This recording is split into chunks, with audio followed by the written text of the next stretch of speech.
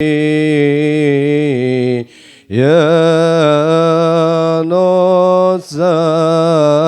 نصاي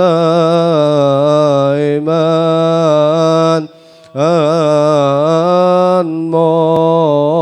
مغرم سجي والحان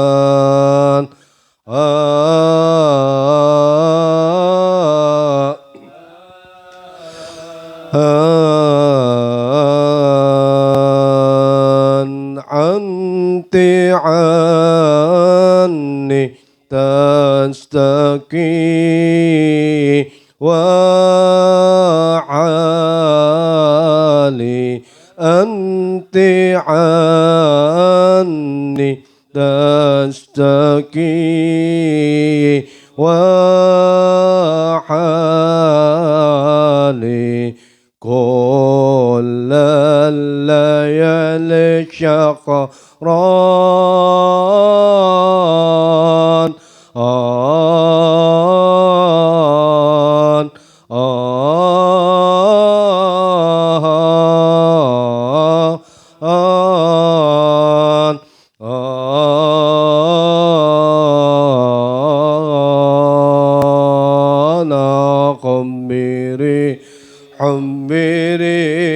حمري يا نصاي ما مغرم شدي والحان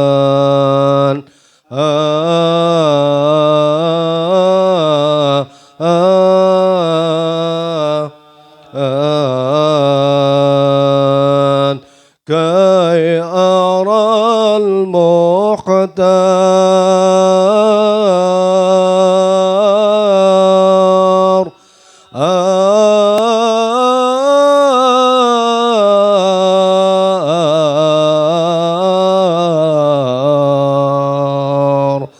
كي أرى المختار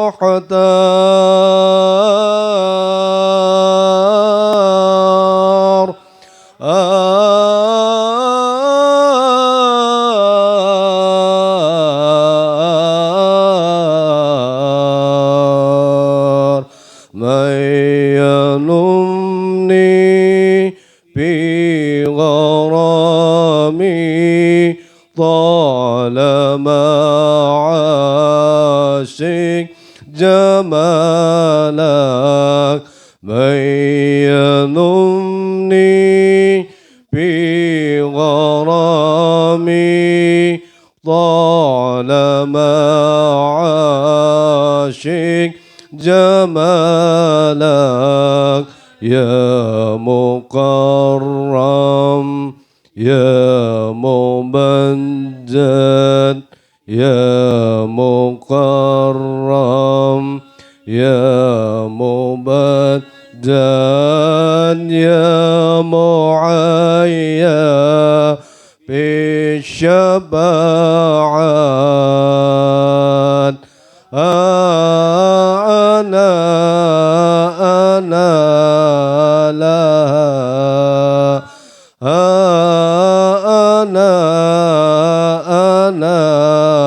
أنا لها أنا لها حمري حمري حمري يا نصاي ما أعان مغرم شدي والحان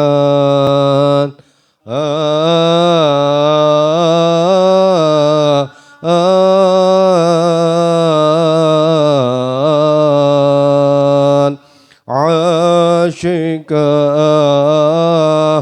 عاشق عاشق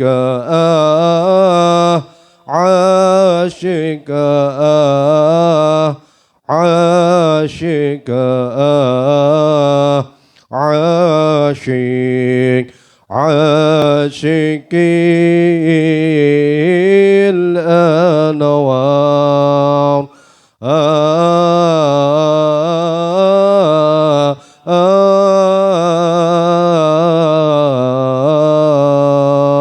اللهم صل وسلم وبارك عليه وعلى آله وصحبه.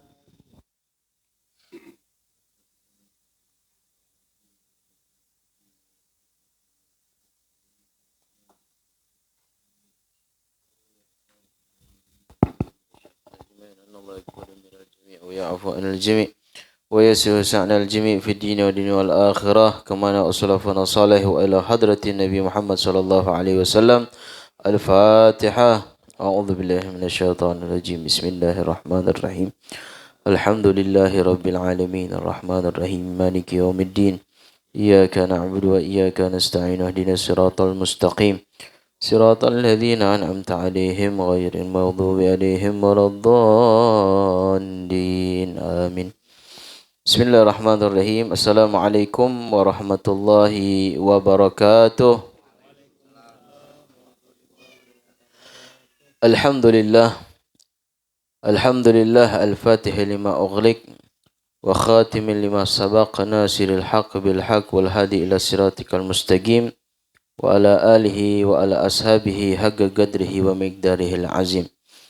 Subhanaka la ilma lana illa ma 'allamtana innaka antal alimul hakim. Rabbi shrah li sadri wa yassir li amri wahlul 'uqdatam min lisani yafqahu qawli bi jahin nabi wa alih amma ba'd. Pertama dan paling utama, marilah kita haturkan dasa puja beserta puji syukur kita kepada Allah Subhanahu wa taala, yang mana pada malam hari ini kita masih diberikan kesempatan oleh Allah Subhanahu wa taala umur yang panjang, sehat walafiat, taufik, hidayah minallah. Ini ungkapan syukur kita kepada Allah Subhanahu wa taala, sehingga pada malam hari ini kita masih diberikan kesempatan oleh Allah untuk duduk bersama-sama di dalam majlis. InsyaAllah duduknya kita diberikan keberkahan oleh Allah, diberikan rahmat oleh Allah, dan diberikan hidayah oleh Allah, dan diberikan pemahaman agamanya Allah. Amin ya rabbal alamin. Salawat beriring salam tidak henti-hentinya kita sampaikan buat junjungan Nabi Agung kita, basyaran lakal basyar, hakikatnya seperti manusia akan tetapi tidak seperti manusia biasa. Siapa lagi kalau bukan Sayyidina wa Habibina wa Syafi'ina wa Qurrata a'yunina Muhammadin sallallahu alaihi wasallam. Allahumma salli wa sallim ala Sayyidina Muhammadin wa ala alihi wa sahbihi ajma'in. Ahibba'il kiram, minggu kemarin kita sudah masuk fasal syarat di dalam solat. Begitu juga kemarin sudah menjelaskan syarat wajib di dalam solat ada 6. Pertama, Islam, baligh, berakal, suci daripada haid dan nifas, bulughud dakwah, sampainya dakwah, wa salamatul hawas, selamat daripada panca indranya. Ini diantaranya syarat di dalam wajibnya solat. Kita masuk sekarang pembahasan tentang syarat solat yang ada 8. Masuk yang keberapa? Ketiga. Apa ketiga? Yang masuk ke dalam yang ketiga. Wal istiqbalul kiblah. Di antaranya yang di belakang adalah satrul aurat.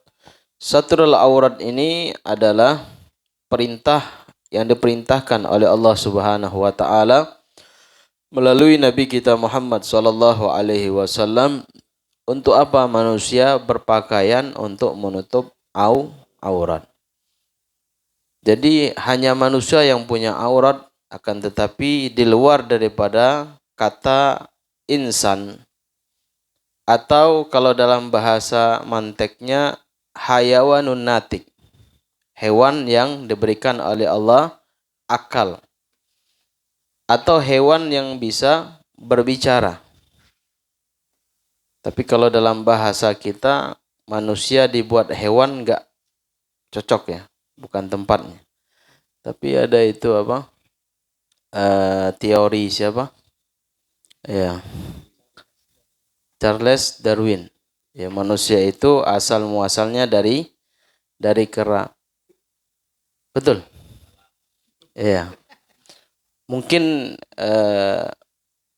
penelitian zaman dahulu itu saking dalamnya penelitian atau dalam ilmu kajian tasawufnya, memang manusia itu dikiaskan, digambarkan seperti kera. Karena kenapa? Tubuhnya, kepalanya, badannya, bulunya, semuanya itu hampir dominan, mirip. Atau kalau dicek gennya apa itu, hampir sama. Tetapi tidak tidak menurut kemungkinan serupa atau tidak? Tidak serupa. Mungkin dalam kalau ditinjau dari ilmu apanya, filosofis ya, atau dalam ilmu tasawufnya. Kenapa penelitian menyebutkan manusia itu seperti kera? Kalau kita tinjau dari kepribadian, kita tinjau dari segi keseharian. Ya. Di antaranya contoh misalnya, kera itu kawin enggak? Kawin. Makan? Tidur? Pakai pakaian? Ada yang punya peliharaan dipakai pakaian. Kucing, monyet, harimau, ya, beruang, ya, dipakai pakaian sama yang pemiliknya. Apa bedanya? Bedanya saja hewan itu dia tidak ada khitab untuk dia melakukan ibadah. Apa tidak berkemungkinan hewan tersebut ada ibadah khusus yang Allah berikan kepada mereka? Seperti jamadat, ya, benda-benda keras kayak batu-batuan, gunung-gunung, pasir dan yang lainnya. Mereka diciptakan oleh Allah seperti itu bendanya. Mereka berzikir enggak? Berzikir. Hewan berzikir. Apa zikirnya? Iya. Ala kulli hal. Hewan itu berzikirnya cuma apa? Syahwat, makan, itu saja. Kawin. Betul? Itu bedanya. Maka dibedakan oleh Allah Subhanahu wa taala manusia itu karena dia hewanun natik, diberi oleh Allah akal pikiran dan dia bisa untuk membedakan yang mana hak dan yang mana batil. Kalau dari ilmu filosofisnya memang betul. Kalau kita manusia itu asal muasalnya, sebenarnya kalau bukan asal muasalnya, kemiripan lah gitu. Kemiripan dengan hewan tersebut. Dari apa? Dari makan, ada nafsunya, sudah tuh ada tidurnya, ada capeknya, ada istirahatnya, dan yang lainnya. Hewan juga bisa merajuk. Ya, hewan bisa merajuk. Cemburu bisa juga hewan. Karena kenapa penelitian di zaman itu menyatakan manusia itu seperti kera? Karena watak tabiatnya, ya, manusia dan hewan itu tidak jauh beda. Ya, wataknya tidak jauh beda. Kayak di zaman nabi-nabi terdahulu yang dilarang untuk berburu atau menangkap ikan di hari Sabtu. Ini syariat zaman itu tidak boleh mancing. Mungkin di zaman Nabi dulu itu maraknya mancing mungkin. Itulah apa di zaman dulu kebawa sampai zaman sekarang. Tapi alhamdulillah yang mancing-mancing itu tidak sholat, tidak dirubah oleh Allah jadi kero. Iya kan? Mancing masuk hutan, masuk ke parit dan yang lain lah. Dia mancing sampai subuh lewat, zuhur lewat, asar lewat, maghrib, isya pun lewat. Iya betul. Alhamdulillah tidak dirubah oleh Allah jadi kera. Mungkin penelitian di zaman itu dia meneliti manusia asal muasalnya dari kerayang tadi itu. Yang dilarang oleh Allah untuk mancing, tiba-tiba ya dia mancing hari Sabtu. Memang pas hari Sabtu itu ikan banyak. Ya ikan banyak. Hati-hati yang hobi mancing. Jangan mancing hari Sabtu. Tapi dia bilang, enggak apa Bib. Kawan anak, suhib anak tuh hari liburnya hari Sabtu. Kadang mancing Sabtu semua minggu kata dia. Enggak ada jadi kera Bib. Ya memang wataknya bakal menjadi seperti kera. Ya udah dia sholat dia. Ya sama. Balhum adol. Akan tetapi mereka lebih sesat daripada an'am hewan ternak. Na'udzubillah min dzalik. Ahibba'il kiram hadirin wal hadirat yang dimuliakan oleh Allah Subhanahu wa taala. Nah, itu di antaranya adalah satrul aurah. Yang lebih canggih lagi, semakin maju kecanggihan teknologi, semakin akal manusia itu semakin berkurang, betul? Kalau zaman dulu itu para ulama ngarang pakai tulisan tangan, tinta, tulis. Kalau sekarang ini tinggal nulis apalagi lah ada komputer main ketik, diedit langsung selesai. Mudah, lebih gampang. Kenapa zaman sekarang ini kurang daripada orang yang ngarang-ngarang kitab?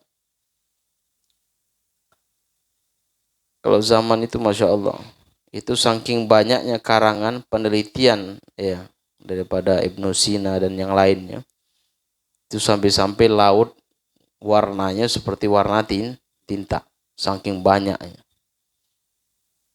Karena kenapa? Karena keberkahan di dalamnya sudah dicabut oleh Allah Subhanahu wa taala. Tetapi bukan dicabut, masih ada keberkahan. Tetapi keberkahan yang didapat oleh orang-orang dahulu itu lebih banyak daripada zaman sekarang. Makin lama makin merosotnya. Makin lama makin terus seperti umat Nabi Muhammad. Makin lama makin kecil. Aduh, makin lama makin tinggi. Enggak, kecil. Sama kayak kita nanam ubi. Itu bibit unggul kita tanam besar. Sudah itu selesai panen, kita bibitin lagi, kecil dia. Bibitin lagi makin kecil. Dibibitin lagi, antara hidup tak mau, mati segan, hidup tak mau. Itu namanya. Tetapi keberkahan ataupun sir orang-orang terdahulu yang Allah berikan tidak menurut kemungkinan akan diberikan orang-orang zaman sekarang. Itu adalah hasabun niyah, tergantung daripada jid wal ijtihad, tergantung semangatnya masing-masing. Insyaallah mudah-mudahan apa yang diberikan oleh Allah Subhanahu wa taala seperti keberkahan orang-orang terdahulu, dan begitu juga insyaallah mudah-mudahan kita dan keluarga kita, sanak kerabat kita diberikan keberkahan oleh Allah Subhanahu wa taala. Amin ya rabbal alamin. Di antaranya saking canggihnya teknologi, kurang pemahaman manusia. Mungkin kalau teknologinya yang canggih ya, tapi otak kita dikikis sama kecanggihan teknologi tadi, seakan-akan tidak ada kekuatan.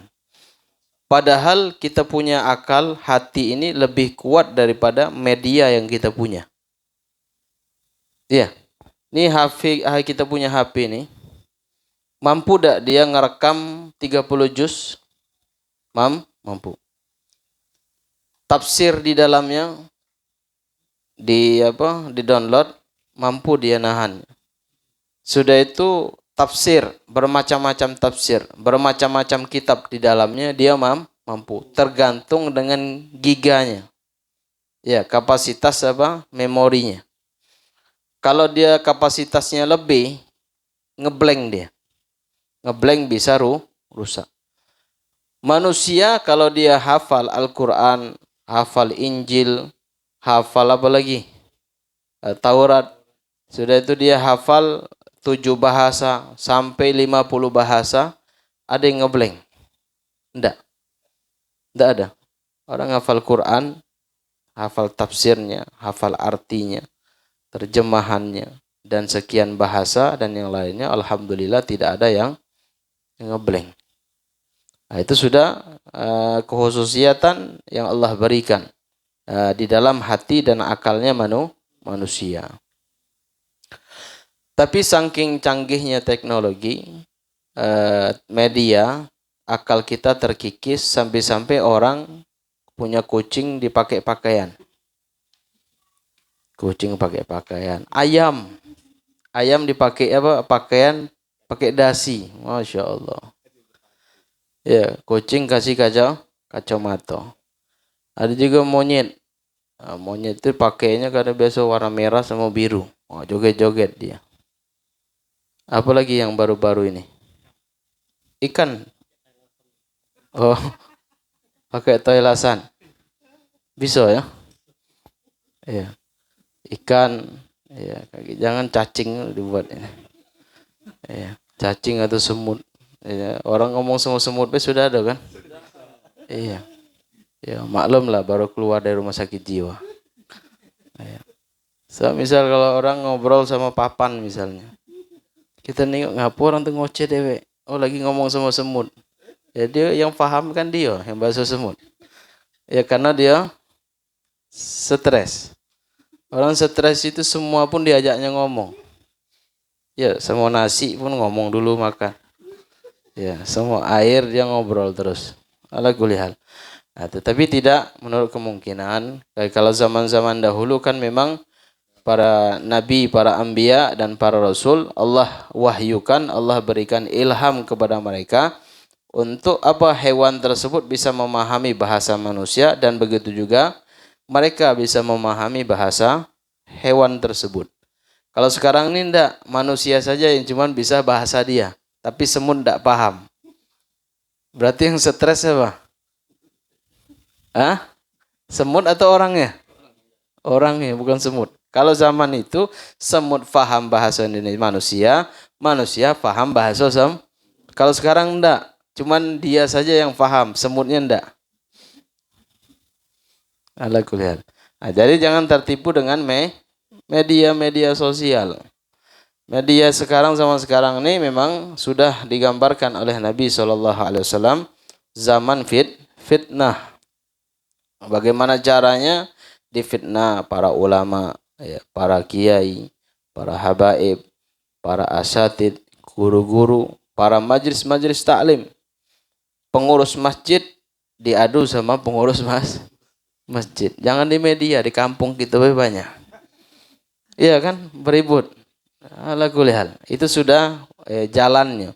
Tergantung kita yang sudah diberikan oleh Allah Subhanahu wa taala akal dan hati, kita menimbang dan memilih di dalamnya. Benar atau tidak. Kalau di dalamnya biarpun ada kebenaran tetapi ada fitnah di dalamnya, lebih baik kita tinggalkan.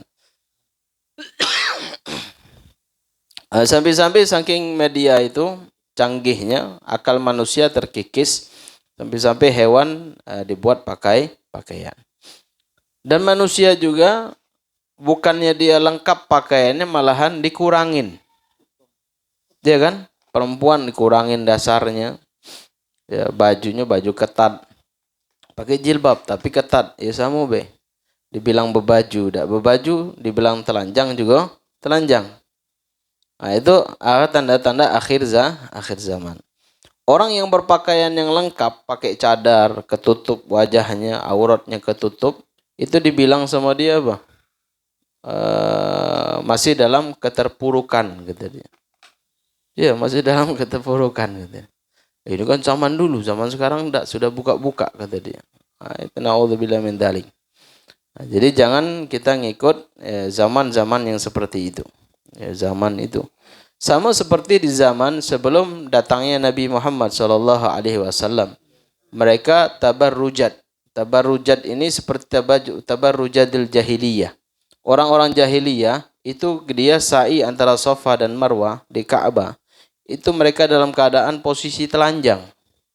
Laki-laki perempuan di zaman itu. Nah, datanglah Nabi SAW, maka kita punya jasad ini diberikan oleh Allah Subhanahu wa taala haknya. Ya, hak jasadnya kita ini untuk apa? Diberikan pakaian, ditutup auratnya. Sama kayak hak lil mayyit.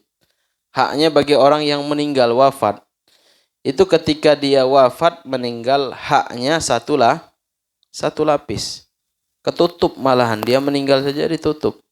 Kalau tidak ada lagi misalnya cuman batas pusar sama lutut, itu kewajiban sudah ditutup.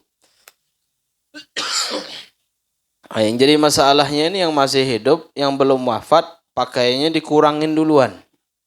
Pas mati pengen lengkap. Kayak mana kalau setuju tak? Kalau ada perempuan misalnya dari balighah sampai dia punya anak, punya cucu, dia pakainya rok mini, baju-baju ketat, ketika dikubur dia pakai kayak gitu weh. Iya kan? Biar ini agak keren dikit. Ya. Nah, itu haknya diberikan. Sama kita punya jiwa, ya, jasadnya kita ini haknya harus ditutup auratnya. Nah, ini perintah yang diperintahkan oleh syariat. Ada yang bilang, Beb, itu kan pembahasannya kan satrul aurat ini kan syarat sah solat. Berarti solat saja yang ditutup aurat, setelah solat tidak pakai aurat tidak masalah, tidak tutup aurat. Iya, tidak. Tetap ya di luar solat ataupun di dalam solat auratnya tetap ditutup. Ada pernah satu perempuan, suaminya meninggal. Ketika suaminya meninggal ini, 1 hari, 2, 3 hari sampai 7 pakai kerudung terus. Masuk 40 pakai kerudung, 100 pakai kerudung. Sudah lewat 100 tidak pakai kerudung lagi. Ditanya ngapa tidak pakai kerudung, Bu? Tidak lah, ini kan cuman yasinan, kata dia. Kematian menjelang suami saya meninggal, ya sudahlah, tidak usah pakai kerudung lagi, kata dia. Nah, jadi identiknya orang awam itu mengatakan bahwasanya ketika ada hal yang seperti itu, yasinan, pengajian, ya pakai kerudung, setelah itu lepas. Enggak. Ya, sama kayak di sholat ini. Syarat ya di dalam sholat di antaranya adalah satrul aurah, menutup aurat. Itu kan dalam sholat, Beb. Kalau di luar sholat berarti boleh. Iya kan, itu anggapan orang zaman-zaman sekarang. Itu di sholat saja, kalau sudah sholat tidak apa-apa, kata dia. Sama kayak di masjid raya atau masjid-masjid yang lain, ada perempuan kan kadang masuk masjid pakai rok setengah tiang. Kita aja laki-laki kadang masuk masjid pakai setengah tiang, malu. Ini perempuan pakai rok mini setengah tiang, tidak pakai kerudung, masuk ke dalam masjid. Iya kan? Tapi kalau kita tegur pengurus masjidnya, tidak usah lebih ditegur, kaki orang itu tidak mau datang lagi sholat. Tidak maksudnya dibuat pengumuman. Bagi yang mau sholat, pakaiannya pakaian yang sopan, tertutup, muslimah ketika masuk ke dalam masjid. Ini tidak kayak masuk mall. Makanannya dipegang, dia pakai rok setengah tiang, yang tidak pakai kerudung, masuk dia. Naik ke atas masjid, baru pakai mukena sholat dia. Sudah selesai, lepas. Ya. Tamshi, dia berjalan seakan-akan berjalan dalam keimanan. Ketika dia keluar dalam keadaan kekufuran, kekafiran. A'udzubillahi min dzalik. Ini hal-hal yang seperti ini wajib kita kasih tahu, ya. Kita sampaikan. Banyak yang tidak paham. Sama kayak kemarin itu Paskibra ya. Naikin bendera harus buka kerudungnya. Akhirnya apa sudah pakai kerudung, yang tidak pakai kerudung dimajukan. Nah, ini naudzubillah min dzalik. Ya, menggadai keimanannya. Dia menggadai keimanan dia kepada pemerintah dan yang lain. Naudzubillah min dzalik. Ya, bangga dia. Oh, pakai kerudung. Sampai-sampai izin sama bapaknya supaya anaknya tadi bisa mengibarkan bendera, ya, buka jilbabnya, buka auratnya. Naudzubillah min dzalik. Ini bakal kejadian. Teknologi canggih, ya. Medianya sudah canggih, orangnya sudah cerdas-cerdas, tapi di bidang agamanya mereka bodoh. Bodoh di dalam bidang agamanya. Ini ujung-ujungnya kayak gitu, menjual keimanannya. Naudzubillah min dzalik. Tapi ada yang bilang enggak apa, kepepet sebentar juga cuman. Kaki habis istighfar tutup lagi. Iya, bisa. Kalau tunggang langkang mati kan mundurnya kan enggak boleh nengok ke belakang kan? Mundur terpletok, innalillahi wa inna ilaihi raji'un. Mudah-mudahan enggak lah. Kalau dia muslimah, insyaallah mudah-mudahan ketika dia berkeluarga, dia punya anak, tobat, auratnya ketutup. Sebenarnya yang diperintahkan nutup pandangan itu laki-laki atau perempuan? Dua-duanya. Ya, laki-laki. Kalau laki-laki dia menutup pandangannya, enggak bakalan terjadi apa-apa dah. Betul lah. Ya, kalau dia menahan pandangannya. Karena perempuan itu dia, biarpun dia memandang, kalau perempuan itu tahan dia kuat sampai 6 bulan. Iya, perempuan sampai 6 bulan tahan dia, menahan nafsunya. Beda dengan laki-laki. Kalau laki-laki itu dipancing, ya, dipancing jadi dia. Jadi ala kuliah. Berarti mana kuat, laki-laki atau perempuan? Perempuan. Ya, dibanding laki-laki. Laki-laki melahirkan? Tidak. Ya, laki-laki tidak melahirkan. Yang melahirkan perempuan. Kalau tidak ada perempuan, maka tidak ada laki. Setuju? Tidak ada perempuan, tidak ada laki-laki. Nah, itu maka Allah jadikan ya laki-laki dan perempuan. Nah, ini diperintahkan untuk apa bagi mereka? Menutup auratnya. Nabi Allah Adam alaihissalam dan Siti Hawa, ya, itu dilempar oleh Allah Subhanahu wa taala dari surga ke muka bumi ini dalam keadaan apa? Orianan, telanjang. Itulah maka kalau yang film-film Tarzan itu kan pakai daun ditutup. Ya kan? Ditutup. Nah, itu jatuh dari surga langsung daun-daunan menutup ya. Menutup para nabi ya dan para anbiya itu. Ditutup. Nah, maka anak manusia dilahirkan di muka bumi dia tidak berpakaian. Ada di Jambi perempuan yang melahirkan anaknya sudah ada pakaiannya. Lengkap, seragam. Tidak ada kan? Belum ada. Atau lengkap seragam apa pengantin itu. Ya, panitia, ya, resepsi pernikahan. Itu kan seragamnya ada warna pink, ada warna ungu, ada yang warna biru. Ya kan? Nah, ada tidak anak lahir misalnya seragam kayak gitu? Tidak. Nah, ini diperintahkan oleh Allah Subhanahu wa taala untuk menutup aurat di dalam salat ataupun di luar salat. Jadi kalau orang yang nutup aurat yang sempurna, pakai cadar, pakai niqab, itu katanya itu ajaran sesat, aliran teroris katanya. Dan yang lainnya.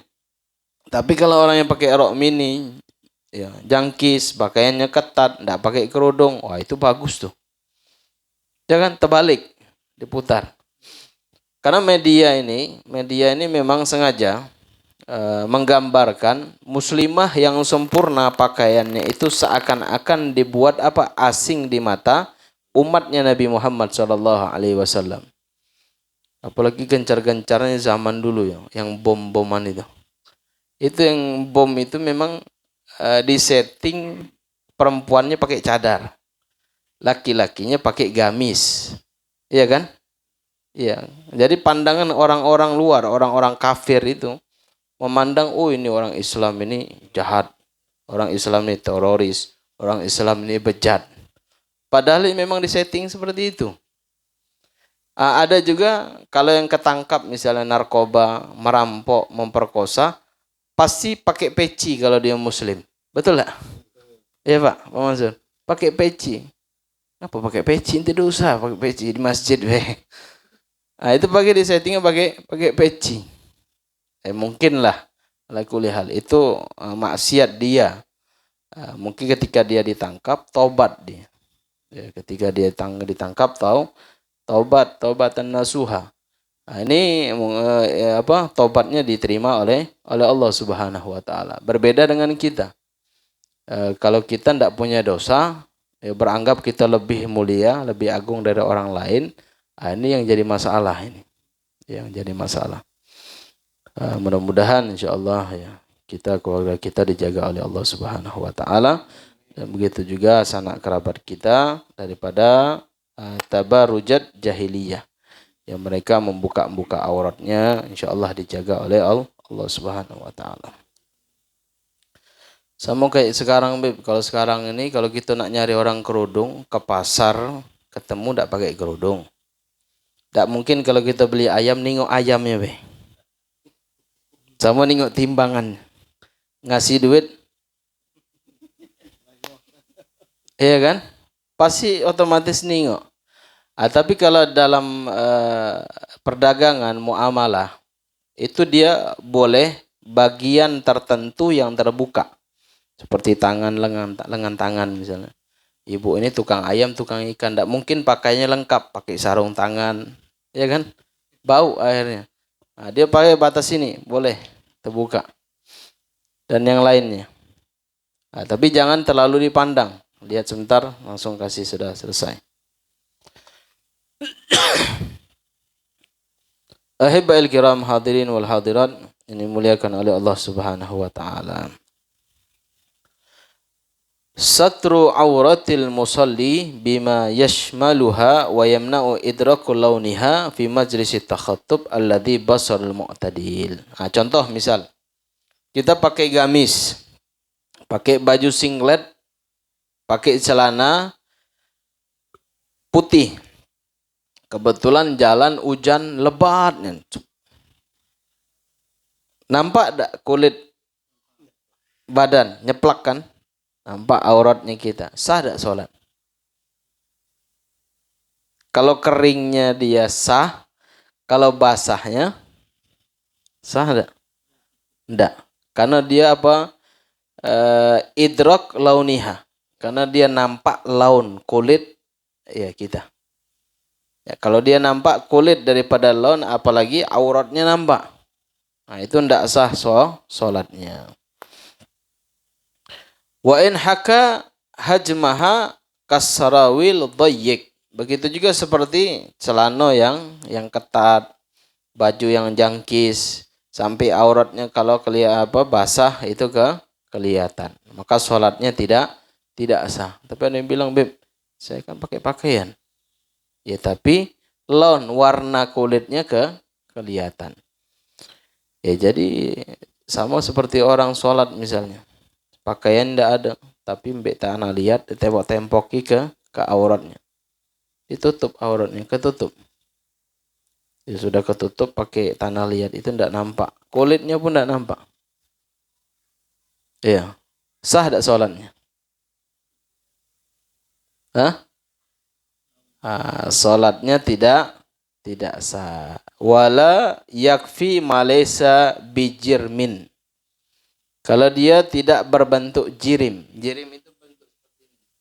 Dasar atau kain ya, yang menutupi. Kalau cuma sekedar nempel seperti tanah liat atau arang atau inai misalnya. Di inai badannya. Jadi warna merah kulitnya tidak nampak. Warna merah itu kulit tidak nampak. Sama Nah itu juga tidak sah. Wa atharil hina wasibghi alladhi la jarama lahu. Maka hukumnya tidak sah. Seperti inai, wantek misalnya. Wantek itu apa? Yang untuk celup pewarna pakaian. Nah, itu juga tidak sah. Atau sholatnya di dalam tenda doyik. Tenda itu sempit. Akhirnya dia sholat. Allah Akbar, di dalam sah tak? Tidak sah. Nah, maka dia ketika tudrok kelihatan warna kulitnya nampak melalui pakaian yang dipakainya, itu juga tidak sah. Atau menutupi hanya nutup kulit saja. Ya, itu juga tidak sah. Dan begitu juga sering kejadian kalau sholat Jumat ataupun sholat 5 waktu lah di masjid. Ada laki-laki ini kan pakai apa? Celana jeans itu. Celana apa lepis ya. Celana lepis, bajunya baju kaos. Sholatnya mantap. Oh, badannya tegap. Allah Akbar. Ketika rukuk naik bajunya. Dikit naiknya. Sadar dia kan, akhirnya tarik dikit. Tapi ketika sujud ketariknya lebih banyak. Akhirnya celengannya yang nampak. Nah, ini aurat yang terbuka, yang kelihatan, yang memandang haram, yang membuka juga haram. Sholatnya tidak sah. Tapi kalau kita tegur misalnya, ya tegurnya secara lembut lah. Maaf Pak, syarat sah di dalam sholat itu diantaranya menutup aurat. Tadi auratnya Bapak kebuka. Kan kadang ada sebelum, wih, tidak sah sholat kau nih. Ulang. Nah, itu besok tidak ke masjid lagi dia. Iya, tidak ke masjid lagi. Nah, tergantung kita ya, cara menyampaikannya. Nah, itu banyak kejadian banyak.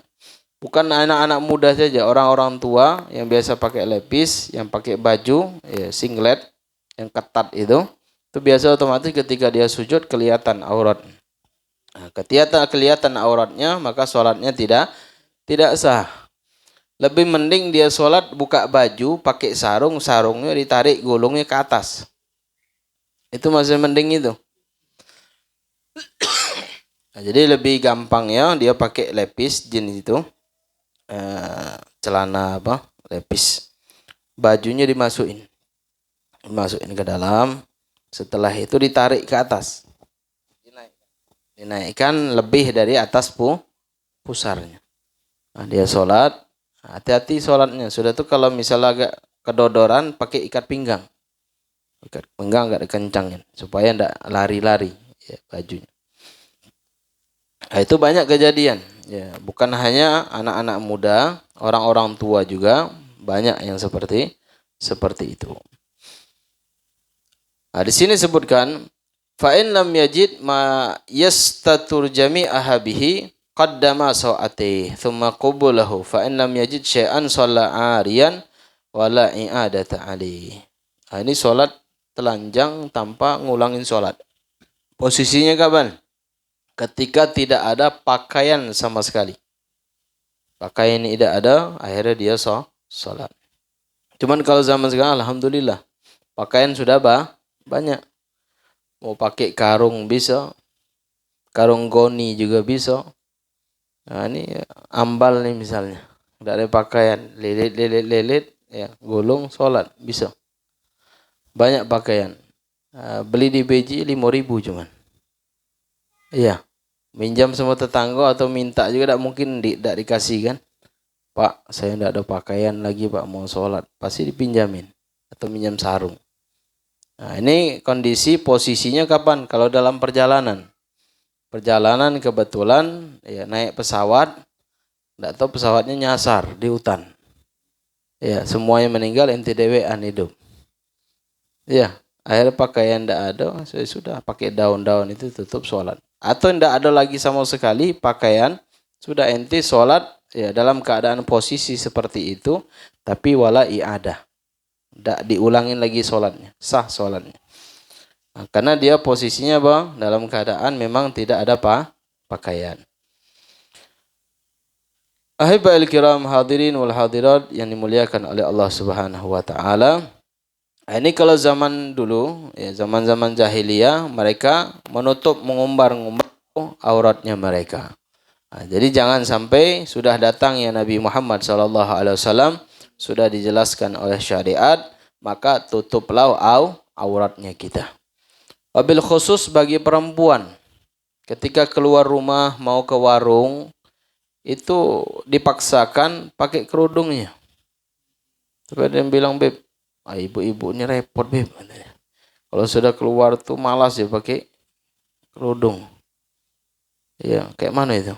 Ya, tetap tanggung jawab kepala rumah tangga, siapa? Suaminya.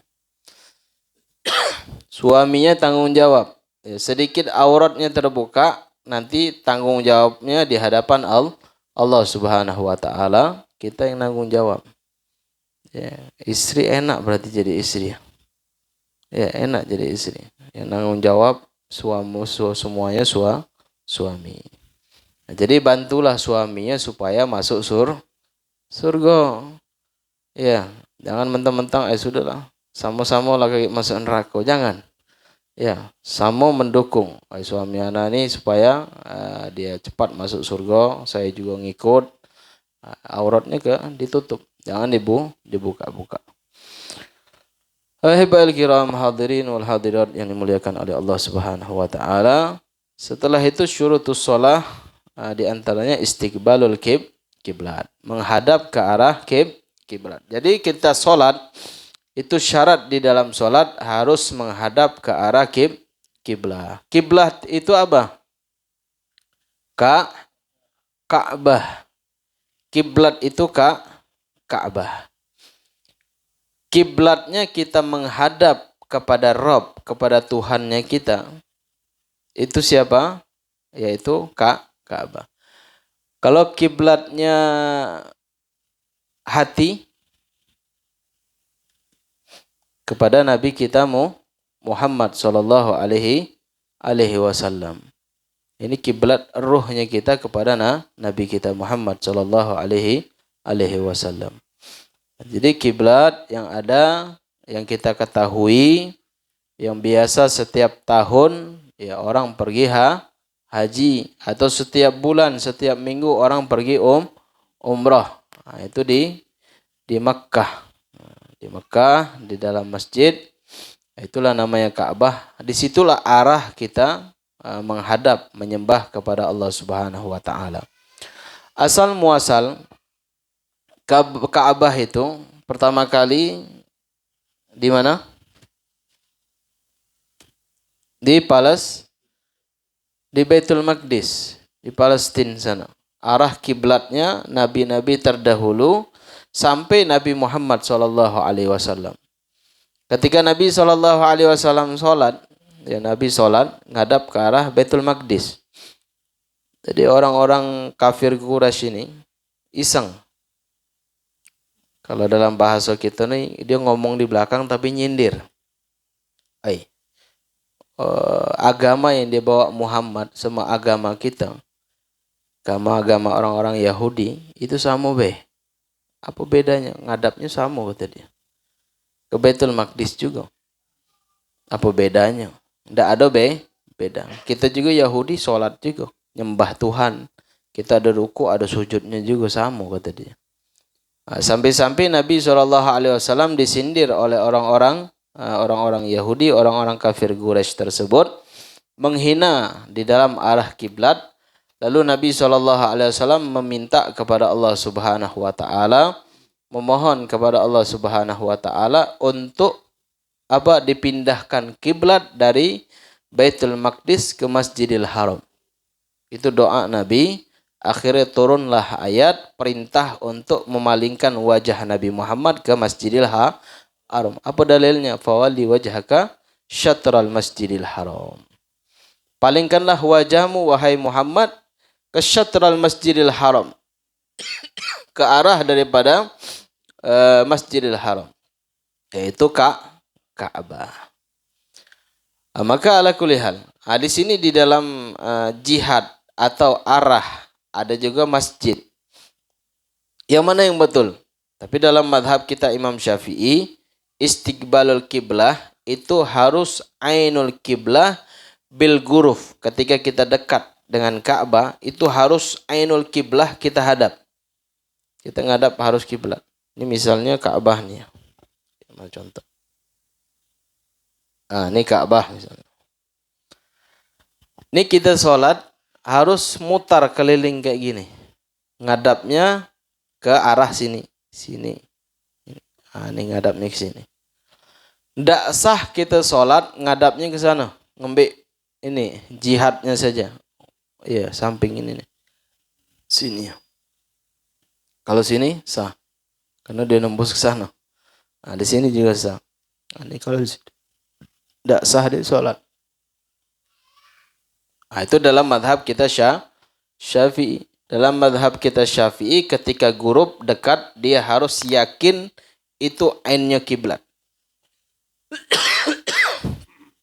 Nampak ya? Itu dalam madhab kita Syafi'i.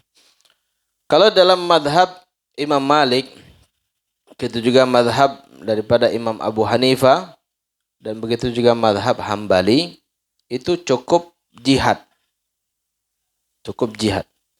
Jihad itu misal kita dari dekat juga, ambil jihadnya sudah cukup.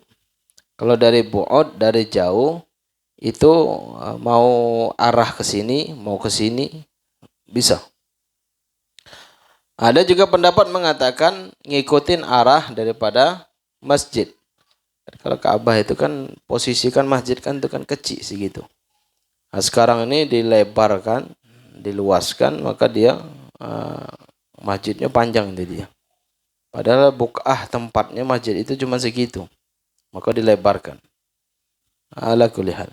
Nah, jadi intinya alhamdulillah zaman sekarang juga kita mau ngelihat ainul kiblah kan ada ini apa namanya? Kompas ya. Dari HP itu kan ada satelit kan? Dari satelit itu nampak kompas. Boleh enggak? Boleh. Ala kulli hal. Ini diantaranya istiqbalul kiblah menghadap. Kalau kita dekat harus ainul kiblah. Kalau dari jauh seperti Indonesia dan yang lainnya itu dhon. Dhon berprasangka kurang lebih 70%. Oh ini pas arah kiblat sudah. Tapi yang anehnya kemarin berita kan mengatakan bahwasanya bumi itu bergeser sekian derajat. Sahih. Bumi bergeser sekian derajat. Kayaknya tidak juga lah. Kalau misalnya bumi itu bergeser sekian derajat, mungkin Masjid Agung, Masjid Raya, itu pasti kiblatnya ikut geser juga. Tapi tidak ada bergeser kayaknya. Iya, betul kan? Ada juga di masjid, masjidnya lurus kayak gini. Tapi sajadahnya miring. Miring. Ditanya, kenapa Pak kok miring? Ini kemarin kan ada berita bahwasanya bumi itu bergeser sekian derajat. Maka kami geserkan lagi dikit, kata dia. Menurut berita tersebut. Akhirnya selama ini ngikutlah berita tadi. Tak tanya beritanya hoax. Buktinya masjid yang lain yang besar-besar tidak ada bergeser sama sekali. Apa beda? Misalnya di Talang Bakung masjidnya bergeser sedikit. Ya kalau di Masjid Agung itu kemarin tidak ada geser tanahnya. Cuman tanah di Talang Bakung weh. Sama kan, satu hamparan kan. Tidak ada bedanya. Ala kulli hal. Nah, jadi yang bergeser itu sebenarnya bukan derajat ya tanahnya ataupun kiblatnya, tetapi yang bergeser adalah otak manusianya. Mungkin ada salah tukang lah misalnya. Tukangnya tidak berpengalaman atau pengurusnya tidak ngelapor ke Kemenak ataupun ahli di bidang palak atau mencari arah kiblat, tiba-tiba buat masjid, akhirnya masjidnya miring. Itu masuk akal. Ya, masjidnya miring masuk akal. Nah, bukan arah kiblat yang disalahkan ataupun menyalahkan bumi. Ya, geser sekian derajat gitu dia. Nah, ini na'udzubillah min dzalik. Dari Nabi Allah Adam sampai sekarang ya bumi bergeser. Enggak, tetap segitulah. Nah, mungkin kalau menipis berkurang mungkin. Ya, tapi kalau berkurang tidak mungkin juga karena kenapa manusia kan meninggal terus kan. Makin lama makin naik. timbun lagi, naik lagi, timbun lagi, naik lagi. Ya, buktinya kuburan kita kan sudah padat. Ya padat kuburan. Kalau di Mekah itu dia berapa tahun sekali dibongkar, dipindahin. Kalau tempat kita tidak nyaman, ya paling nyaman ya kuburan itu wabil khusus di daerah Sumatera ini paling aman. Kalau daerah Jakarta sudah bayar per bulannya bayaran. Kalau tidak bayar dibongkar, pindahin tempat lain. Ya kan? Kalau di Jambi kita dikubur selama-lamanya di situlah. Nah, itu alhamdulillah masih nyaman, masih mendingan. Ahibal kiram hadirin wal hadirat ini dimuliakan oleh Allah Subhanahu wa taala. Nah, sekarang pembahasan bagaimana ketika kita sholat di dalam Ka'bah ataupun di atas Ka'bah ataupun di atas, kan sekarang kan tawaf itu kan bukan di bawah kan, ada lantai 1, lantai 2, lantai sampai 3 dah. Kalau tidak salah ya. Pada waktu Habib naik itu cuma lantai 2, yang 3-nya belum siap. Lantai yang pertama ya di atas. Sholatnya kayak mana? Kan Ka'bahnya di bawah. Apakah sholatnya nukik kayak ini? Tidak mungkin kan? Pasti lurus kayak ini. Nah, itu. Jadi ketika kita sholatnya di atas, ya, di tingkat atas ataupun di hotel misalnya, ataupun di tempat tawaf itu yang atas, tetap kita ngikutin hawanya. Hawa itu arah ya, udara. Hawa itu nih kiblat nih. Ini di atas ini hawa nih. Hampa, ada udara di sini, naiknya sampai ke langit 7. Kita sholatnya ngadap ke arah situ. Ya, jihad kiblatnya. Itu di atas, Bib. Kayak mana seandainya ada orang gali di terowongan misalnya. Terowongan itu di bawah, Ka'bahnya di atas, orangnya di bawah. Kan tidak kena Ka'bahnya. Nah, begitu juga langit yang 7 di atas, kalau orang sholatnya bagian atas, begitu juga lapisan 7 ke bumi, itu kalau sholatnya di bawah. Aman. Mau berapapun ente gali, lapisan bumi ke berapa? Kan lapisan 7 kan? Sab'as samawati wal ard. Ada 7 lapis langit, 7 lapis bumi. Ente buat terowongan paling dalam, ente sholat di bawah, tetap ngadap arahnya ke kiblat. Itu sah. Ya kan? Sah. Contoh lagi misalnya, ini Ka'bah. Kita sholat. Manjang. Ini orang nih. Imamnya di sini. Ini orang panjang. Aturan kalau kita sholat kan dia harus ngelilingin ini kan. Ini tidak, dia panjang. Apa hukum sholatnya? Sah atau tidak? Yang di depan ini besar nih. Yang di luar ini tidak sah. Kalau dari jauh sah atau tidak? Ini posisinya dekat kan? Kalau dekat, kalau kita ngarah ke arah kiblat, di sini tidak kena nih. Nah, yang ini nih. Kalau dari jauh misalnya, misal kardus tuh kardus tuh. Nah, kita dari jauh ke sana, kena enggak? Habib putar lagi ke sebelah situ, ngarah ke sini, kena? Sebelah sana ngadap ke sini, tetap kena. Kalau posisinya jauh. Nah, sekarang ini kiblat ini berapa itu? Jaraknya dari Jambi nih. Ada yang sudah buka itu? Pernah ngukur? Enggak. Jaraknya berapa mil? Hah? Apa triliunan sudah? Oh, mungkin ada itu lagi, ukurannya sudah habis. Nah, kulihat. Nah, itu kalau posisinya di depan. Kalau kita posisinya di dalam Ka'bah, kebetulan ente ditakdirkan oleh Allah jadi presiden misalnya, atau wakil presiden. Kayaknya di Indonesia ini yang bisa masuk nampaknya cuma presiden cuman. Wakilnya pernah masuk enggak? Enggak pernah diajak ya. Jadi ketua tuh sudahlah, tinggal ente. Ana dewean kata dia masuk ke dalam. Ya, sholat dia di dalam. Kayak mana posisi sholatnya? Posisi sholatnya kayak mana? Kalau di dalam. Nah, dia di mana arahnya be? Di mana posisi arahnya dia tetap sholat. Itu di dalam. Kalau di atas Ka'bah. Mana tahulah ya, lagi mau nyium Hajar Aswad, akhirnya narik kiswah Ka'bah naik ke atas misalnya. Kan sama kayak kisah yang orang yang miskin itu, dia butuh sesuatu, akhirnya dia doa, ya apa namanya, mizab ya. Mizab itu aliran untuk air dari Ka'bah itu kan, kalau air di situ keluarnya dari situ. Itu mizabnya itu dari emas. Cucuran itu, pancurannya itu. Kan ada keluar dikit kan. Itu terbuat dari emas. Akhirnya ada yang doa, jatuh emasnya. Dipegang, tangkap sama polisi. Oh, ini mencuri pancuran air di Ka'bah. Nggak taunya enggak, saya doa, alhamdulillah jatuh dia.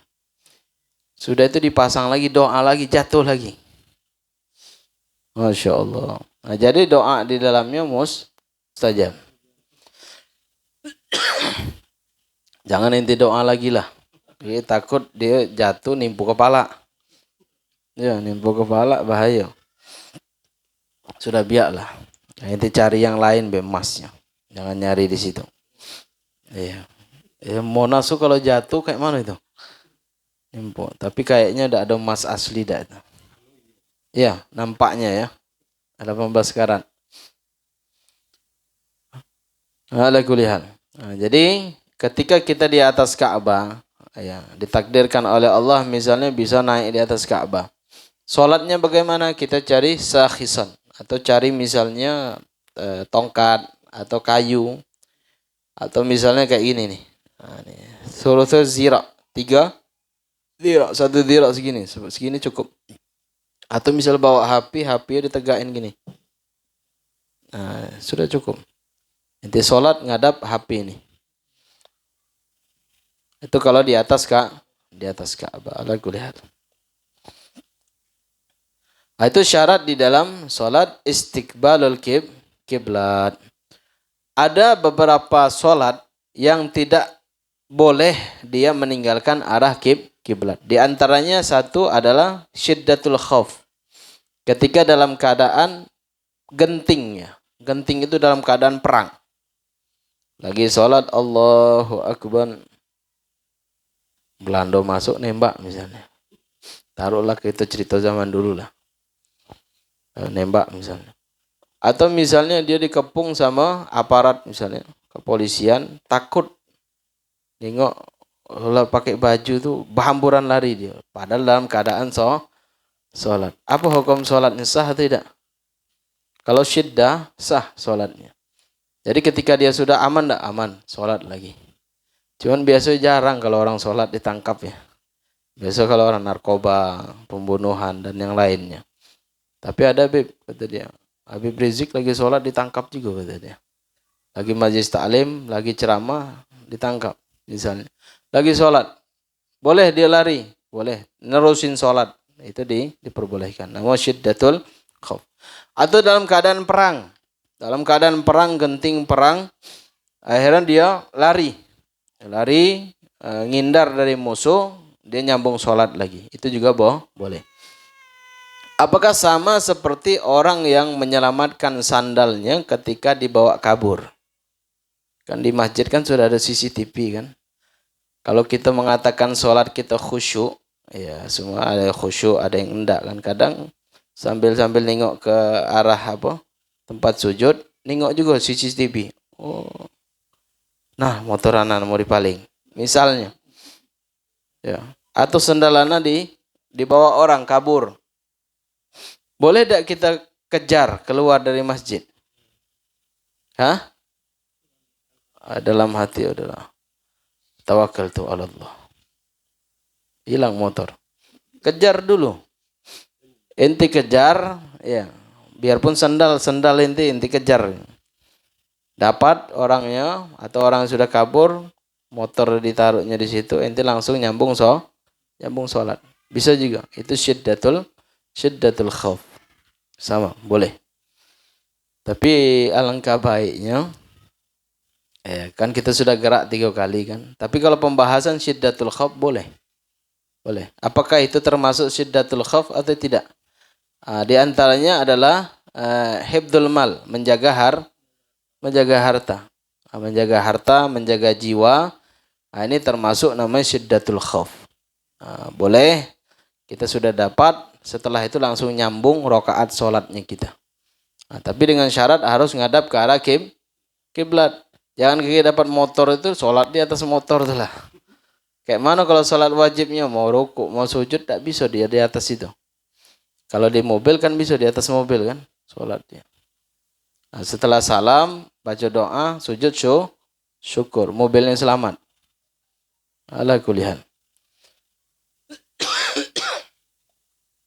Ahibal kiram hadirin wal hadirat yang dimuliakan oleh Allah Subhanahu wa taala. Yang kedua, boleh dia berpaling daripada arah kiblat ketika nafilatus safar. Ketika dia sholat sunnah dalam keadaan bepergian. Misal contoh, mau ke mana nih? Misal Rizki mau ke Kampung Manggis misal, jemput Habib dulu. Arah kiblat mana? Arah kiblat ke sana. Mobilnya keluar, nyerong dikit sini, nyerong, langsung dia usolli sunnatan. Langsung usolli sudah cukup. Usolli sunnatan, Allahu akbar. Dalam keadaan posisinya bawa setir. Ketika dia takbir, baca iftitah.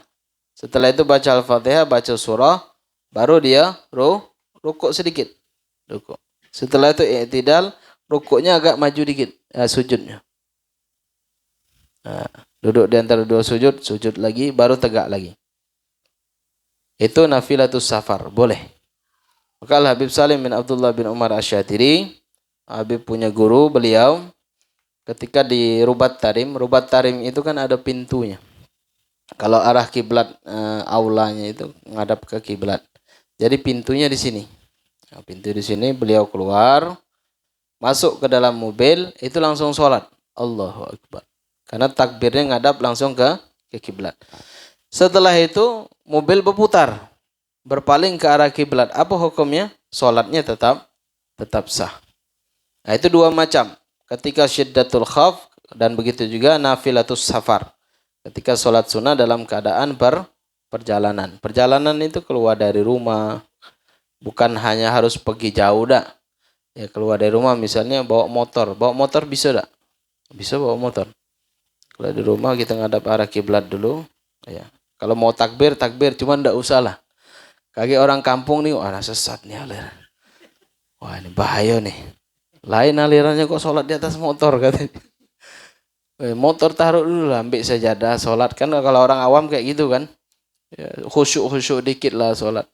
Ya, kalau masalah perbolehnya diperbolehkan syariat.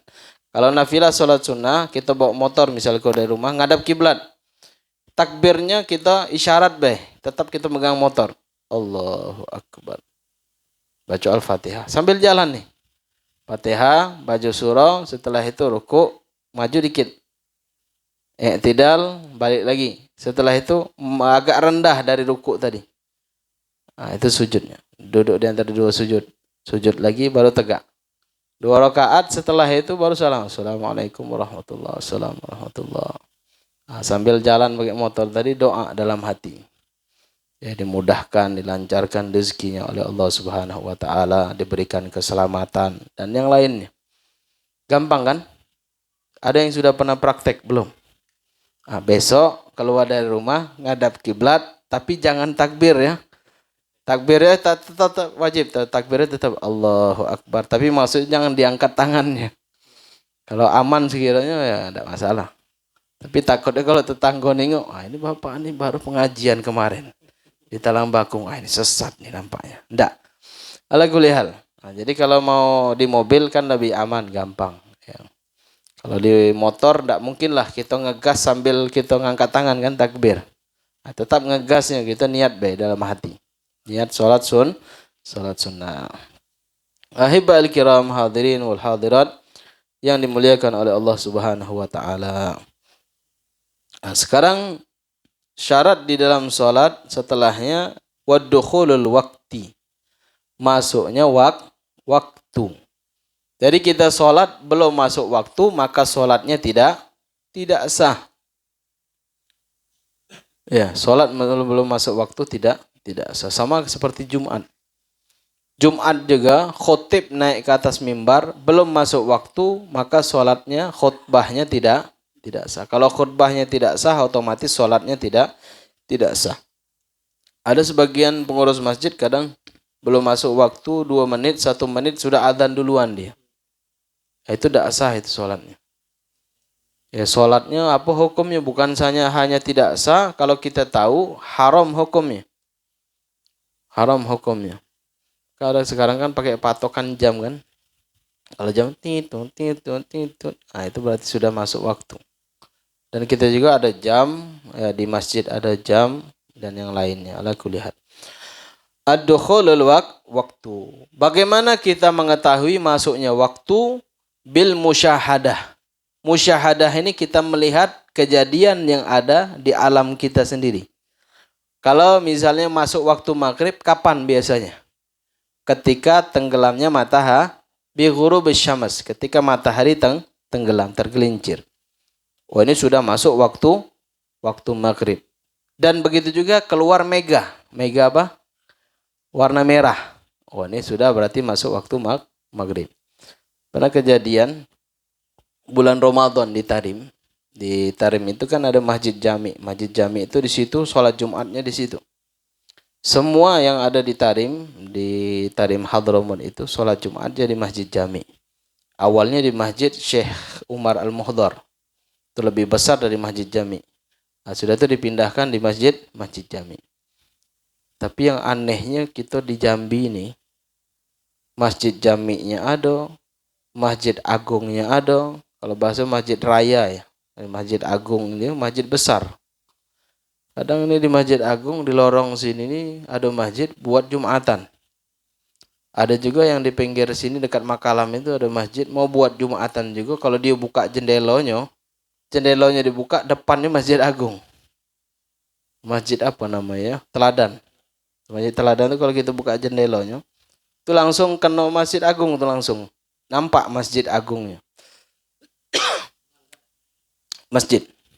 Sampai pengurusnya ngomong, "Beb, saya ini mau buat Jumat, Beb. Sudah pantas belum?" Akhirnya saya tidak ada panjang lebar buka kitab ini enggak.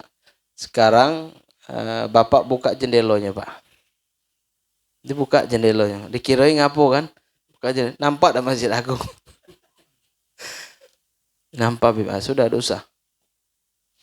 Ada juga masjid yang sebelah ini, depan kuburan Kebon Jai itu ada lorong kan. Nah, itu ada masjid. Itu buat Jumat juga.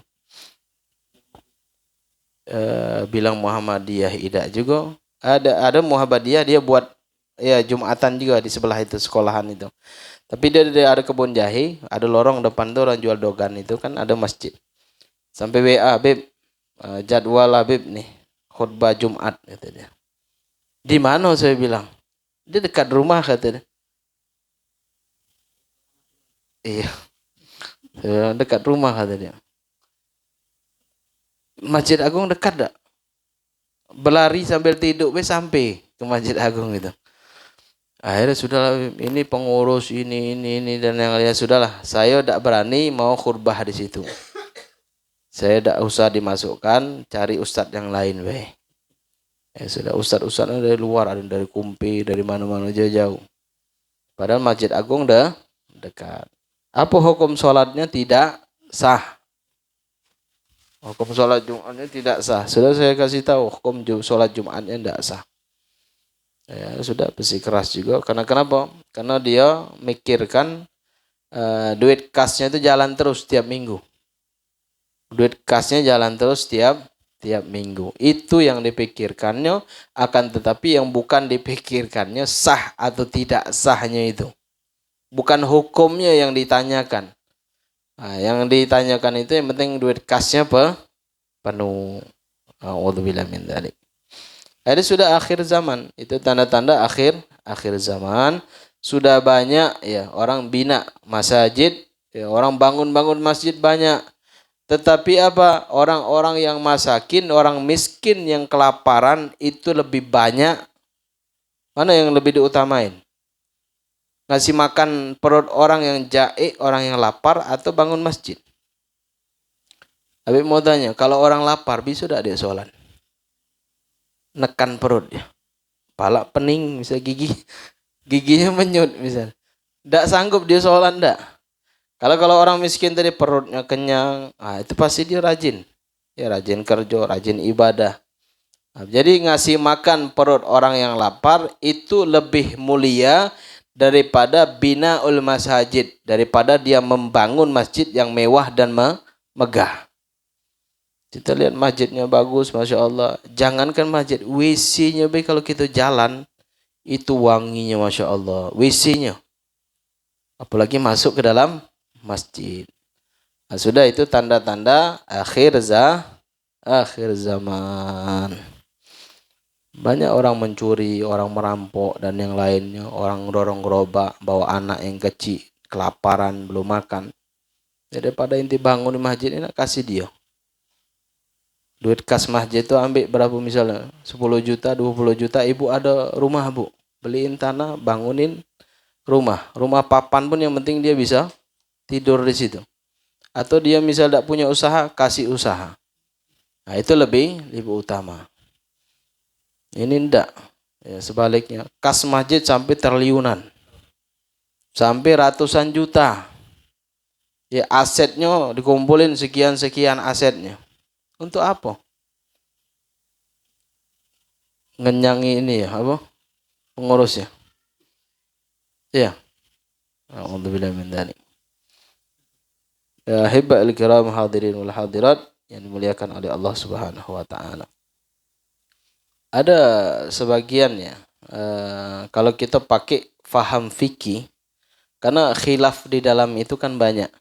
Jadi kalau sesuatu yang mauquf, yang sudah diwakafkan, itu tidak boleh dibagi-bagikan, dia harus diperuntukkan untuk masjid dan kemaslahatan di dalamnya. Misal kalau ada orang lapar, miskin, tidak punya rumah, tidak bisa berteduh misalnya, anaknya lapar juga, boleh tidak kita ambil kasih untuk dari kas masjid, kasih ke orang itu, boleh tidak? Boleh. Tapi kalau pemahaman, kalau kita baca fikih memang itu tidak boleh. Kalau sesuatu yang sudah mauquf tidak boleh dimakan, tidak boleh ini. Kalau buktinya kalau tidak boleh dimakan, khotib itu dibayar pakai duit apa? Duit kas masjid. Kan kota masjid kan ada wakaf. Sudah itu ada amal atau hibah untuk anak ya yatim. Itu ya khotib dikasih duit itu juga. Ya, sudah itu kalau ngadakan acara pakai kas itu kan masjid. Iya, pakai kas masjid. Buat nasi minyak, kari kambing misalnya.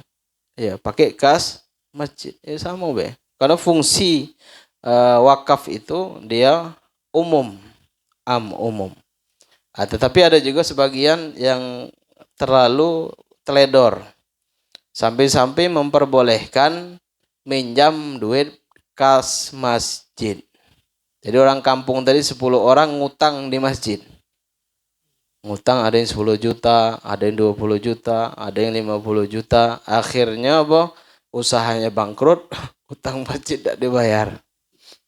Nah, sudah kalau yang tidak bayar itu dia datang ke masjid, buat surat perjanjian, pakai materai, tanda tangan, diwakafin ke masjid. Mau tidak? Ya diwakafin. Orang yang minjam tadi ente ngurus masjid untuk bayar utang. Pasti tidak mau dia. Malu. Nah, sudah, ya malu dengan manusia, tetapi dengan Rabb, dengan Tuhannya dia tidak malu. Na'udzubillah min dzalik. Nah, ini ada khilaf di dalamnya, ada perdebatan.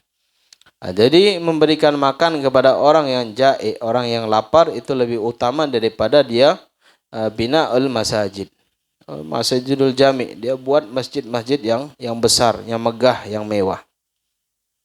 Buktinya banyak, jangan jauh-jauh, di kampung Habib juga kayak gitu semua. Ala kuliah. Bil musyahadah, kita mengetahui masuknya waktu ketika melihat masuknya waktu dengan melihat kejadian yang ada di alam kita. Misalnya waktu masuk waktu zuhur ketika lihat matahari di tengah-tengah bergeser sedikit. Masuk waktu asar kapan?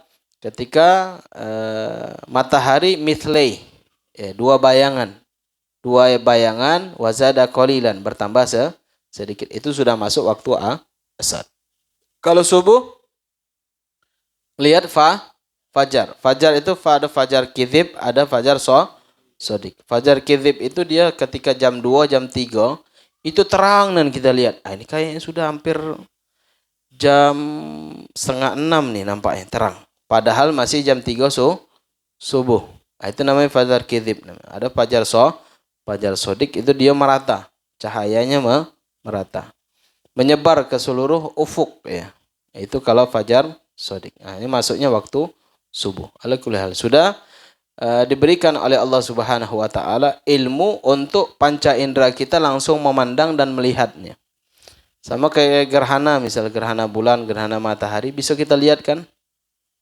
Tapi yang timbul pertanyaan kalau masuk waktu Ramadan. Bulan sabit. Ya, hilal. Hilal itu bisa ditengok dengan mata kita langsung atau tidak? Tidak. Tapi ada satu kampung di Jambi nih, di daerah Jambi tapi di daerah bukan di kota. Itu kepala sukunya kalau ningok langsung ningok dia. Tapi kalau ningok tidak mungkin juga kayaknya. Itu kalau dia sudah ningok harus orang kampung itu wajib puasa semua. Ketika lebaran dia ningok lagi, ya itu wajib dia buka, wajib dia id, sholat id. Padahal pemerintah ataupun Muhammadiyah juga jauh, berbeda dengan yang dilakukan oleh orang desa tersebut. Sama kayak di Padang, di Kerinci kan ada sebagian alirannya yang mengatakan kayak gitu. Kalau sepuhnya bilang tadi malam saya mimpi ketemu Nabi nyuruh puasa misalnya. Bisa dipercaya atau tidak? Kalau ketemu nabinya mungkin, tapi orang yang ketemu nabi itu mungkin salah mungkin. Bukan nabi yang kita ketemu. Ya mungkin syaitan atau yang lain mungkin. Itu dipercaya kepala sukunya kalau dia sudah mulai mengatakan puasa, semuanya wajib puasa. Di Jawa juga kan kayak itu kan kemarin kan. Itu sama. Itu namanya aliran sesat namanya. Keluar daripada kaidah fikih dan yang lainnya dalam ilmu syariatnya. Jadi hal-hal yang seperti itu jangan kita ikutin. Jangan kita ikutin karena dia berlomba-lomba untuk menyesatkan daripada umat. Kalau kita lihat juga belajar agama enggak, belajar di pondok juga tidak. Baca Al-Qur'an mungkin terbalik-terbalik mungkin bacaannya. Ya enggak bisa baca Quran. Itu patokan orang itu yang penting sepuh, ya dia dituakan, kepala suku, itu yang diikutin. Ya, itu yang diikutin. Kalau dia misalnya kepala suku, orang sepuh, memang berilmu, ilmu syariatnya ngepunin dalam ilmu bidang ilmu syariatnya, boleh diikutin. Tapi dipantau juga, sesat dah nih. Bisa juga nyesatin. Ada usah kita ikutin. Alhamdulillah. Dukhulul waqt bil musyahadah. Atau kita mengetahui masuknya waktu dengan sesuatu, misalnya contohnya muadzin, orang yang adzan, tapi dengan syarat muadzinnya harus thiqah, harus bisa dipercaya. Memang ada yang muadzin tidak bisa dipercaya? Ada. Orang sudah masuk waktu adzan 5 menit yang lalu dia baru adzan karena ketiduran. Ada juga 3:30 adzan. Itu boleh.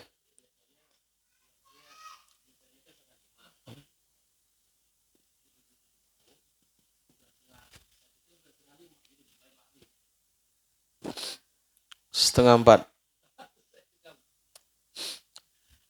Itu ala kulli hal. Jadi kalau adzan di Tarim itu ada beberapa adzannya. Malam nanti jam 12 atau jam 3 Ya, itu tidak masalah kalau adzan. Nah, jadi yang tidak boleh itu kita sholat. Belum masuk waktu kita sudah sholat. Tapi adzannya thiqah. Memang orangnya jujur, bisa dipercaya. Tapi kalau kita mencari orang yang jujur, terpercaya zaman sekarang ini, ya sangat sulit. Apa pengertian orang yang thiqah? Yaitu termasuk adil ya. Man lam yartakib kabirah. Dia tidak pernah melakukan dosa besar. Wala yusirru ala saghirah, dan tidak pernah melanggengkan dosa-dosa kecil. Kita ini tiap hari keluar ngelihat paha misalnya. Keluar disuruh orang tua agak melawan. Ya kan, betul? Ya, ala kulli hal. Istilahnya muamalahnya kita pakai ATM. ATM tadi tidak tahu ada duit banknya, riba di dalamnya, ketarik juga. Misalnya.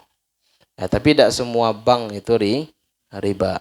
Kalau seandainya bank itu riba semuanya, maka duit yang kita pakai itu kan Bank Indonesia kan? Bank Indonesia. Berarti kita bawa duit nih lagi sholat riba nih. Tidak boleh nanti bawa duit sholat, taruh duitnya. Baru sholat. Iya. Nah, jadi tidak semua bank itu riba. Tergantung apa? Tergantung akadnya kita. Tergantung akadnya, dan begitu juga banknya bank apa kayak itu. Nah. Kalau bank syariat itu masih aman dan masih mendingan. Ya, masih mendingan. Maksudnya ada muadzan thiqah tadi. Yang bisa dipercaya. Ada di zaman dahulu muadzin yang tidak bisa dipercaya. Ada adzan, dia ini rajin adzan, orang soleh memang. Saking solehnya, ketika dia adzan, kalau zaman dulu kan adzannya di menara. Naik menara adzan. Sebelum ada mikrofon ini. Ya, sebelum ada mikrofon. Adzan dia di atas. Jadi orang kampung itu dengar. Oh, sudah masuk waktu sholat.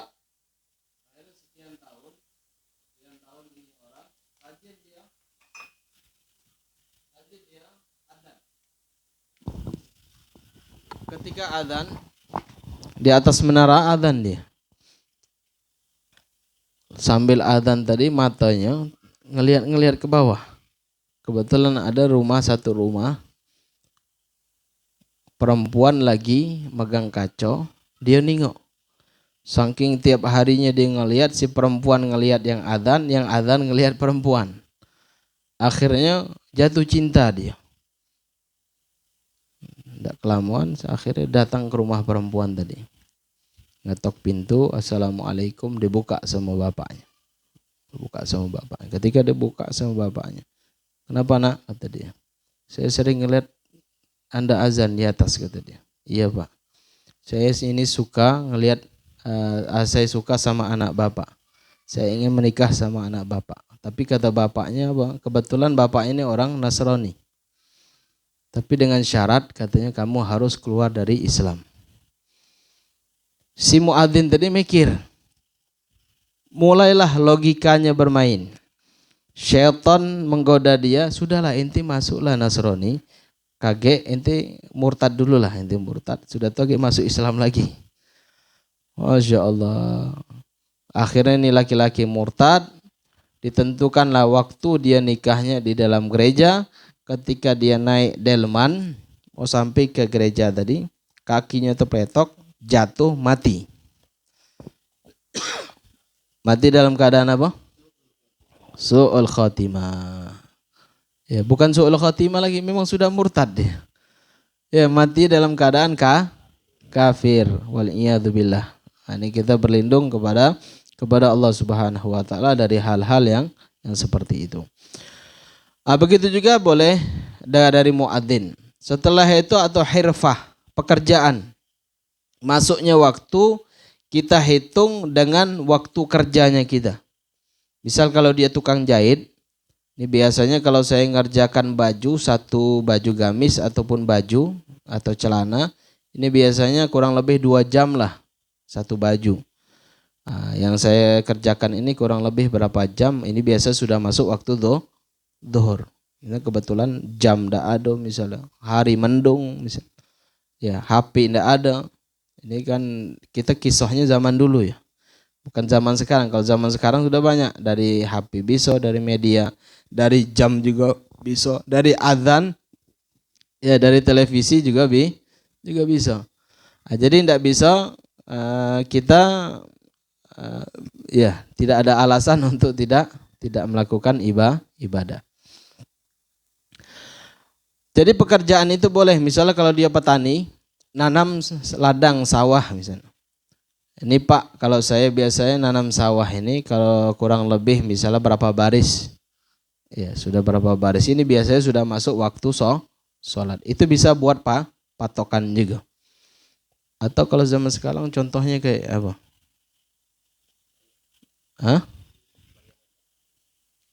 Seandainya mendung misalnya, mendung, jam tidak ada, media tidak ada dan yang lainnya. Nah, itu bisa khirfah, pekerjaan lah. Ya, pekerjaan nyangkul tanah misalnya. Atau misalnya hayawan al-mujarrab, atau hewan yang memang mujarrab ini memang terlatih. Ada sebagian hewan, burung misalnya, atau burung perkutut. Ini burung perkutut ini biasanya kalau dia berkukuknya 3 kali berarti jam 3 misalnya. Atau berkukuknya 5 kali, kruk kruk kruk kruk kruk kruk, misal 5 kali, berarti jam 5 subuh nih. Bisa enggak? Tapi harus mujarrab. Dia memang terlatih ya. Terlatih memang setiap jam 5 atau jam 4 dia berkukuknya segitu misalnya. Enggak pernah meleset. Itu bisa dibuat patokan untuk masuknya waktu sholat. Atau tingkatan di atasnya lagi, di antaranya adalah mukhbirin an ilmin. Ada yang memberitahu tentang ilmunya. Misal contoh, orang yang memberitahu tadi adalah orang yang di bidang ilmu falak. Misalnya. Dia tahu ini jam sekian, tanggal sekian, atau misalnya bakal gerhana misalnya. Atau jam sekian bakal terjadi gerhana bulan dan matahari. Dan yang lainnya. Ala kulli hal. Ini boleh juga kita buat patokan. Jadi boleh kita ngikut taklid orang tersebut. Kata dia, sudah masuk waktu zuhur nih, kita sholat adzan, kita sholat, sudah sholat. Karena dia tahu di bidang ilmunya. Atau misalnya setelah itu dari mukhbir an ilmin atau hirfah pekerjaan, atau dari hayawanan daripada hewan yang sudah mujarrab memang terlatih. Atau terakhirnya boleh ijtihad. Kita ijtihad sendiri, masuknya waktu. Sudah kita ijtihad, masuknya waktu. Akhirnya setahun, 2 tahun, 3 tahun, sampai 25 tahun baru masuk media. Media tadi masuk, HP ada, ya, dan yang lainnya ada. Pas dia buka, nah jam 11 berarti. Selama ini anak sholatnya zuhur jam 11. Apa hukumnya? Sah atau tidak? Hukumnya sah. Ya, hukumnya sah. Cuman dia mengkodok apa yang kemarin saja. Sekali, setelah itu dia setelahnya ngikutin dari media ini. Ya, atau televisi, atau dari misalnya apa? Satelit, ya, dari apa namanya? Kalau kita melacak ini tempat itu apa namanya? GPS. Atau misalnya kompas dan yang lainnya. Ala kuliah.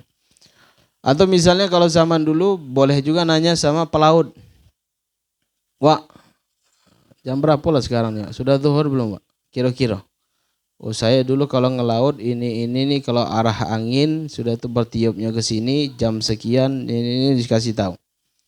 Nah, boleh, itu mukhbir an ilm. Ya, dia memberi kabar kepada tentang ilmu. Nah, itu boleh diikutin.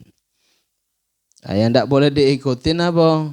Kita sudah tahu alam itu tidak ada mendung, ya, cuacanya cerah, kita tahu masuk zuhur waktunya kapan. Sudah itu jam itu ada jam waktunya. Setelah itu televisi sudah ada. Akhirnya kita masih ikut-ikutan mau sholat jam 11 zuhurnya. Nah, itu sesat inti. Nah, itu jangan diikutin. Ala kulli hal. Di antaranya adalah syarat di dalam sholat dukhulul waktu. Setelah itu wal ilmu bi fardiyatiha. mengetahui kewajibannya di dalam salat, wala ya'taqida fardhan min furudhiha sunnah, dan tidak berkeyakinan fardu daripada fardunya adalah sunnah. Kalau ditanya misalnya baca qiraatul Fatihah, baca Al-Fatihah di dalam salat hukumnya apa? Dia bilang sunnah nih. Apa hukum salatnya? Tidak sah. Tapi ada yang tanya, rukuk sama sujud itu sunnah apa wajib? Kayaknya wajib dua-duanya nih. Kayaknya. Apa hukum salatnya? Sah. Yang penting intinya dia la yumayyiz, tidak membedakan antara rukuk dan sujud. Ya, dua-duanya ala kulli hal wajib lah itu, kata dia. Dari takbir sampai salam itu wajib semua. Sudah sah salatnya. Jadi kalau orang yang berilmu dia harus bisa membedakan antara rukun, antara sunnah, dan antara ab'adu salat.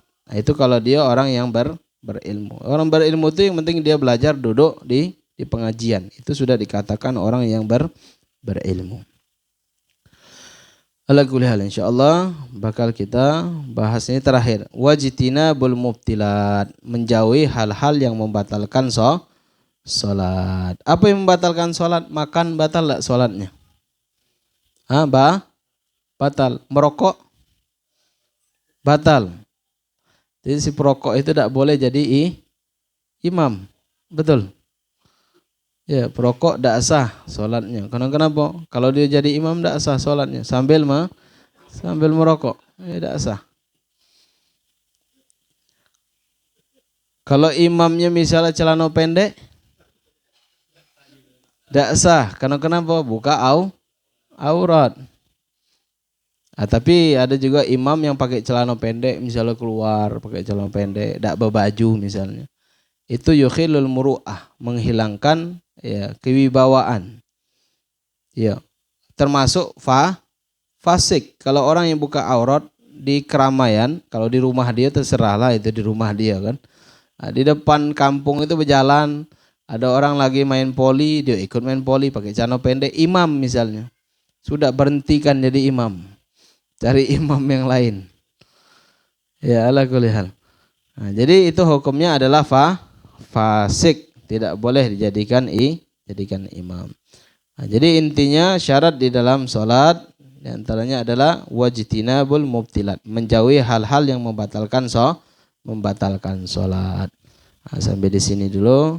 Insyaallah minggu-minggu yang akan datang kita masuk pembahasan hadas, ya, tentang hadas, tentang aurat dan rukun di dalam salat. Sampai di sini dulu, kalau ada yang ditanyakan fadhalu.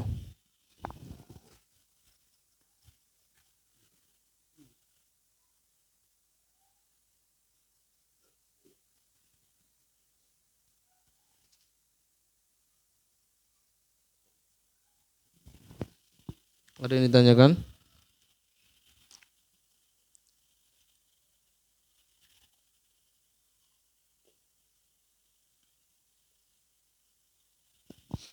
Sudah, kelas. Insyaallah minggu depan, kayaknya 2 minggu ke depan libur dulu pengajian. Libur dulu karena ada safari dakwah. Ada safari dakwah dalam rangka acara Maulid Nabi Muhammad sallallahu alaihi wasallam. Misal kalau ada aktif hari Sabtu, kalau ada pengajian maghrib, ikut pengajian maghrib. Ya, jangan kosong 3 hari tanpa ikut pengajian.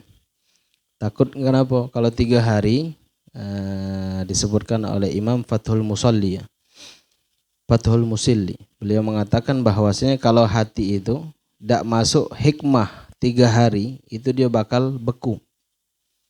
Ya, dia bakal keras. Maka jangan sampai tidak mendengar, duduk di pengajian. Tapi kalau hadir maulid juga kan ada tausiahnya kan, ya, ada siraman rohaninya, diikutin.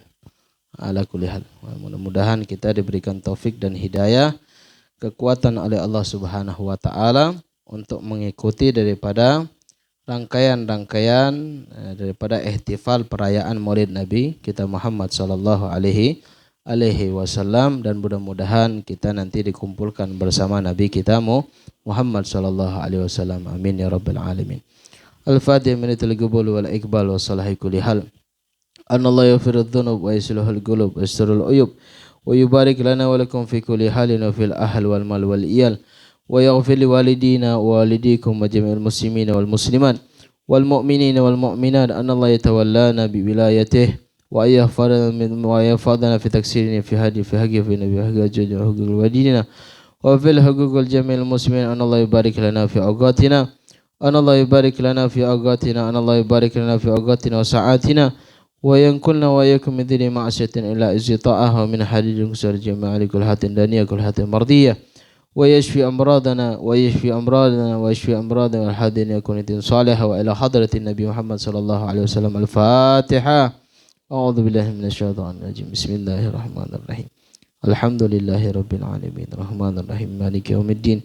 Iyyaka na'budu wa iyyaka nasta'in. Ihdinas siratal mustaqim. Siratal ladzina an'amta 'alaihim ghairil maghdubi 'alaihim waladdallin. Amin. Ya Rabbana atarafna bi annana qatarafna wa annana ashrafna ala ladha ashrafna فتب علينا توبة تغسل كل حوبة واستر لنا العورات وآمن الروعات واغفر لوالدنا ربي ومولودنا والأهل والإخوان وسائر الخلان وكل ذي محبة أو جيرة أو صحبة والمسلمين أجمع من ربي أسمع فضلا وجودا منا لا باكتساب منا بالمصطفى رسول نهضى بكل سول صلى وسلم ربي عليه عد الحب وآله وصحبه إدادة تصي صحبي والحمد لله في البدء والتناهي والحمد لله رب العالمين والعفو منكم. Wassalamualaikum warahmatullahi wabarakatuh. Allahumma salli